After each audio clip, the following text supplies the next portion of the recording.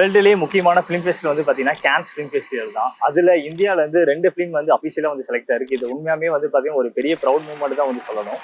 First film maker வந்து பார்த்தீங்கன்னா பயல் கபடியா. இவங்களோட ஃபிலிம் வந்து பார்த்தீங்கன்னா all we imagine as a light அப்படின்ற ஒரு படம் வந்து அஃபிஷியலாக வந்து இயற்கான செலக்ட் ஆயிருக்கு. 2017 இவங்களோட ஷார்ட் ஃபிலிம் வந்து பார்த்தீங்கன்னா ஆஃப்டர்நூன் க்ரோல்ஸ் அப்படின்ற ஷார்ட் ஃபிலிம் வந்து அஃபிஷியலாக செலக்ட் ஆயிருக்கு. Night of knowing nothing document வந்து அஃபிஷியலாக வந்து 2021 வந்து செலக்ட் ஆயிருக்கு. பெஸ்ட் டாக்குமெண்ட்ரி அவார்டையும் வந்து கேன்ஸ் ஃபிலிம் ஃபெஸ்டிவல் வந்து வாங்கியிருக்கு. ஸோ பயல் கபடியாக்கு வந்து கேன்ஸ் ஃபிலிம் ஃபெஸ்டிவல் வந்து புதுசு கிடையாது. ரெண்டாவது ஃபிலிம் மேக்கர் வந்து பாத்தீங்கன்னா சந்தியா சூரி. இவங்களோட மூவி நேம் வந்து பாத்தீங்கன்னா சந்தோஷ். ஸோ இவங்களும் வந்து பாத்தீங்கன்னா டாக்குமெண்ட்ரி ஃபிலிம் மேக்கர் தான் சொல்லுவோம். ஸோ இந்த இயர்ல வந்து இவங்க படம் வந்து அஃபிஷியலா செலக்ட் ஆயிருக்கு. ஸோ இந்த 2 ஃபீமேல் டைரக்டர்ல எந்த படம் செலக்ட் ஆகுறது எல்லாமே வந்து ஒரு எக்ஸ்பெக்டேஷன் இருக்கும். So most of the people வந்து பாத்தீங்கன்னா பயல் கபடியா தான் ரொம்ப எக்ஸ்பெக்ட் பண்றாங்க. ஏன்னா இவங்க வந்து கண்டினியூஸா இவங்களோட படம் வந்து பாத்தீங்கன்னா கேன்ஸ் ஃபிலிம் ஃபெஸ்டிவல் வந்து வின் பண்ணிட்டு இருக்கு.